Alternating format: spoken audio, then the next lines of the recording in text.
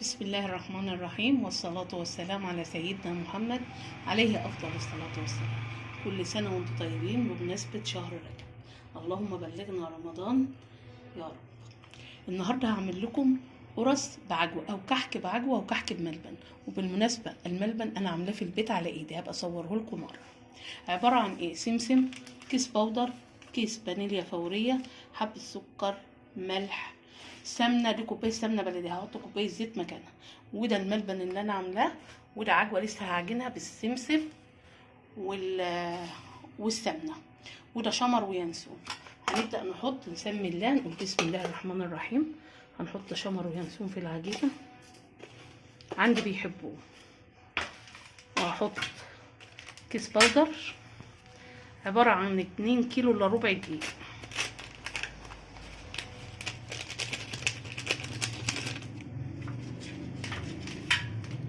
كيس خميره،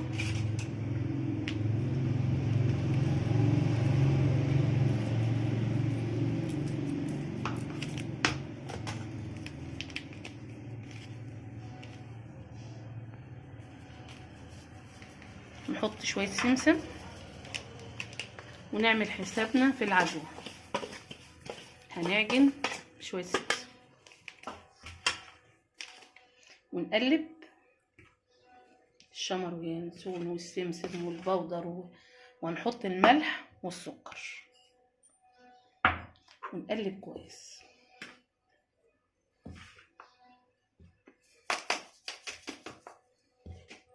نحط كمان شويه شمر وينسون في العجينه،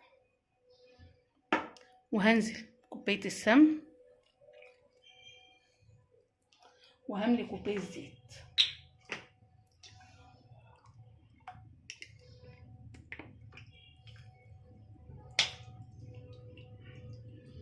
وبس كويس.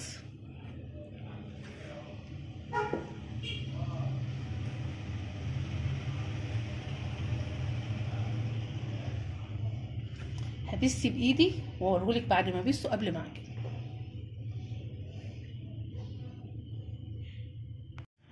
دي العجينه بعد ما بستها بالسمنه والزيت بقت عامله زي الرمله المبلله شويه او الرمله المنديه. هعجنها نص ميه ونص لبن، بس انا مش هعجن، انا هلم عجينه. يعني ايه بتلمي كده، مش تعجني وتجيبي كده، لا انت بتلمي كده.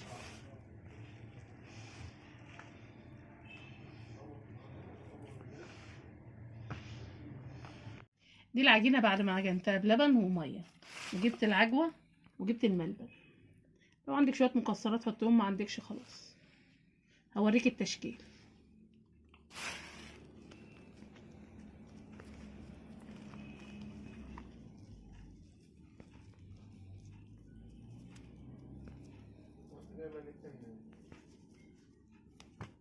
دي عجوه، دي القرص بعد ما رصيتها في الصينيه وهدخلها الفرن.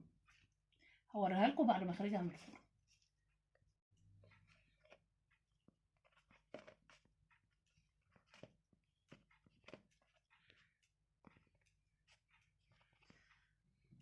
دي صينيه القرص بعد ما خرجت من الفرن، طريه جدا وهشه وجميله، بالهنا والشفا.